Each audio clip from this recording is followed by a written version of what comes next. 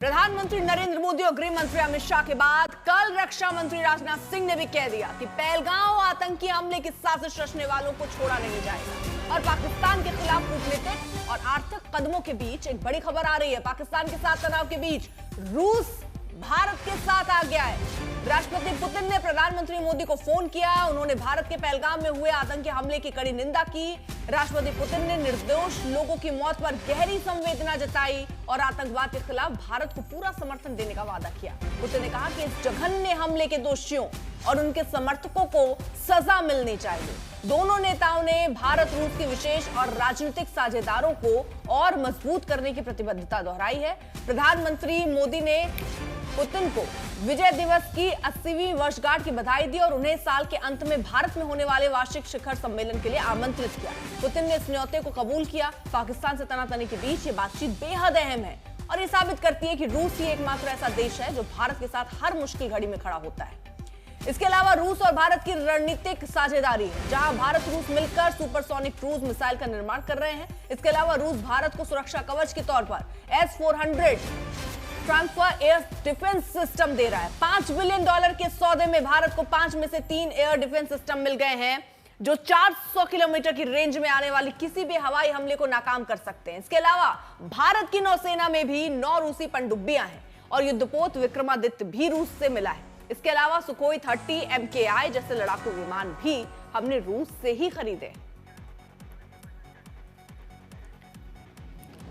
शिवानी हमारे साथ हमारे सहयोगी इस वक्त जुड़ चुकी हैं। शिवानी, मुश्किल की घड़ी में या ऐसे हालातों में दिख जाता है कि कौन किसके साथ। रूस जिस तरह से फोन पर पुतिन ने बात की और साथ का भरोसा जताया, इससे और कितनी ताकत भारत की बढ़ती हुई?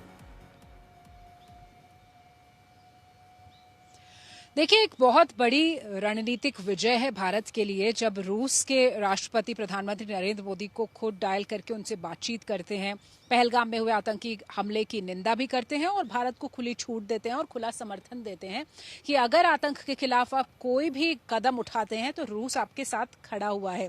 उन देशों की तरह नहीं अर्पिता, जो मध्यस्थता की बात करते हैं, जो कहते हैं कि लड़ाई नहीं होनी चाहिए, आपस में आप बैठकर इस मसले को सुलझाइए, बल्कि रूस खुलकर भारत का साथ दे रहा है। और रूस जानता है कि जिस तरह रूस और यूक्रेन के युद्ध के दौरान भारत ने किसी भी वेस्टर्न नेशन की परवाह किए बिना रूस को एक सच्चे साथी की तरह समर्थन दिया था, उसी तरह अब पहलगाम आतंकी हमले के बाद रूस ने भारत को समर्थन दिया है। और अर्पिता, खास बात यह है कि रूस के साथ साथ अमेरिका ने भी भारत को समर्थन दिया है आतंकवाद के मुद्दे पर।